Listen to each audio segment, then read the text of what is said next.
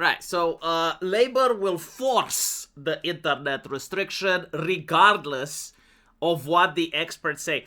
I love how the world functions, right? Like when the experts say what the government wants, immediately people are shut up because, well, the experts have spoken. What do you know? But when the experts say different things, then the government will do what it wants regardless of the experts. It's beautiful, isn't it? My goodness. Now, it's really important to understand what exactly is happening here. First and foremost, most European governments are insanely unpopular.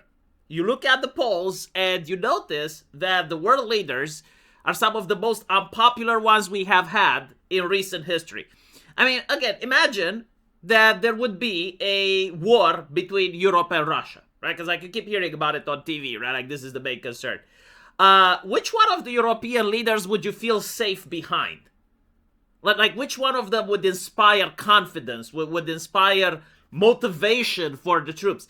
If there's an economic calamity, if there's anything that's like a disaster, which one of the European leaders would genuinely make you feel that they have the situation under control, and more importantly, that they actually care about you? See, like this is a thing that I've been wondering. It's like, is there a single European leader that I would look up to and I would think like, yes, like this person genuinely has my best interest at heart. Like they are governing on my behalf. At least in America, you kind of get that, you know? And it's not like with Donald Trump, because like many Republicans, they definitely looked at him as if someone that represents him. But like even with unpopular candidates like Joe Biden, like Democrats genuinely looked at Joe Biden with admiration. They thought that, okay, this is the man that's going to get what I want. In Europe, that's very rare. Like there are very few people and very few countries that genuinely identify with their prime minister. Usually in Eastern Europe, by the way, like even the current PM in Hungary, he has a fan base, right?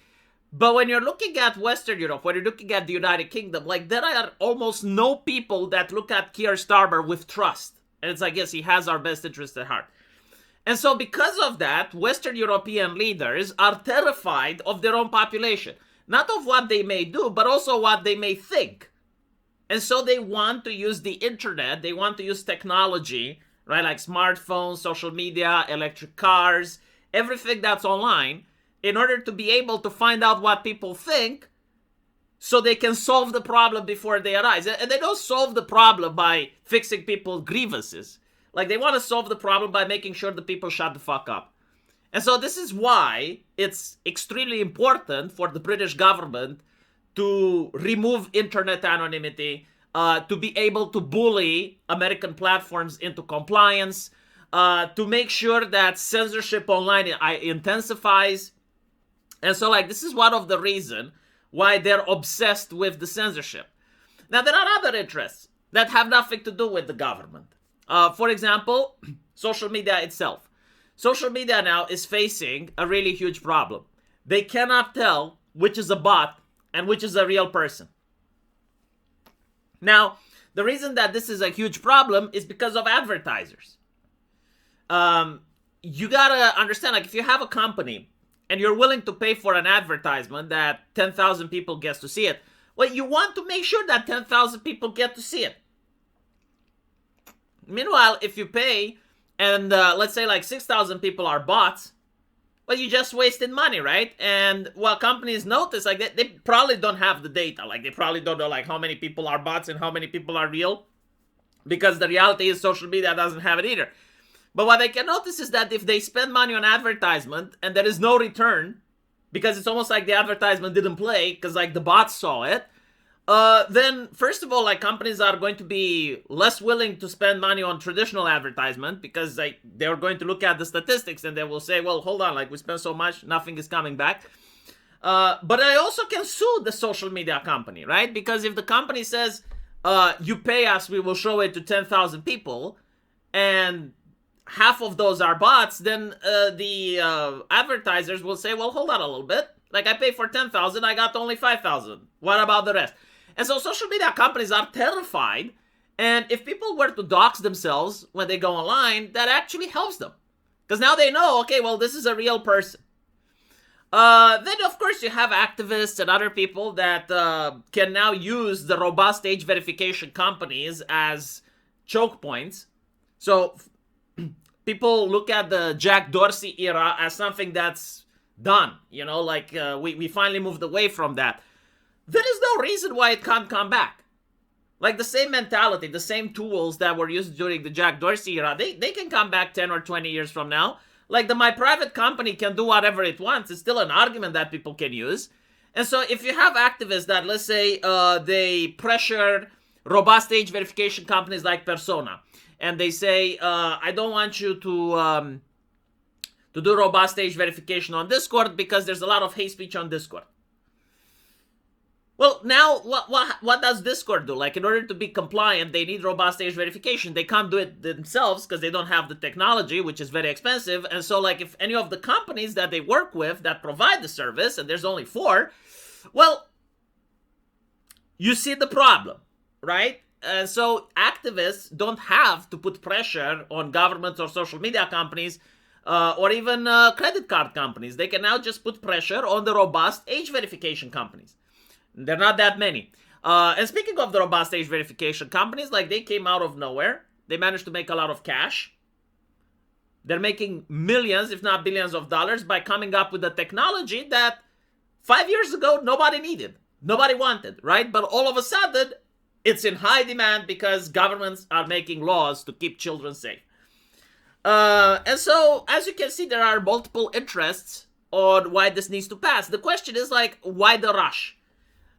Because the rush is creating huge problems, right? All of these data leaks are happening because most of these apps are done in a rush.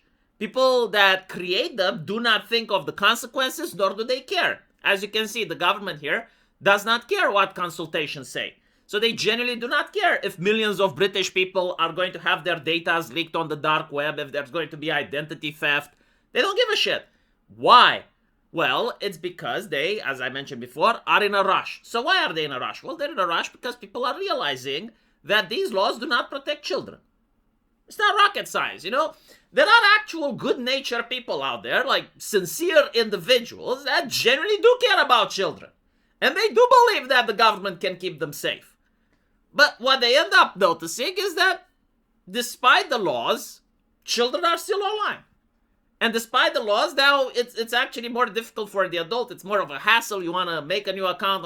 You got to whoop up your ID. Then you realize that your information has been leaked, or at least you see other people's information being leaked, and you're worried and concerned, right? And on top of that, your child is still on the internet. And they're still doing exactly what they did before. Chances are they may even be now on unmoderated forums on places that aren't regulated. And so you have to wonder, it's like, oh, well, is this law really necessary?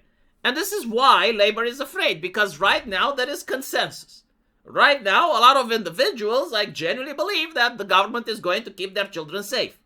But as time moves on, they will realize that it's not the case. And so labor wants to get these laws passed, and then they will figure out what's what. Unfortunately, every single person that actually uses the system puts themselves at risk, because your information can be stolen. And so the people that don't comply, that use video game characters or AI in order to robustly identify, or just choose not to identify and use a VPN, are the people that are actually the resistance, right? This entire system banks on the fact that the majority of people will comply. And unfortunately, I think they will. In other nations, they may not. And in the nations that they don't comply are the nations that are going to push back on this. Now, you gotta understand, I do not believe that this is going to go away, but the question is how invasive is this shit going to be? If people genuinely do malicious compliance and they just flat out refuse to dox themselves, then there will be a middle ground. It's not going to be that invasive. If people legitimately are good boys and they do absolutely everything asked, then the system will be extremely invasive. You usually get what you put up with. And so history will show just how far are the governments going to go with this robust age verification. Let me know what you guys think, though. And as usual, I'll see you in the comment section. Take care.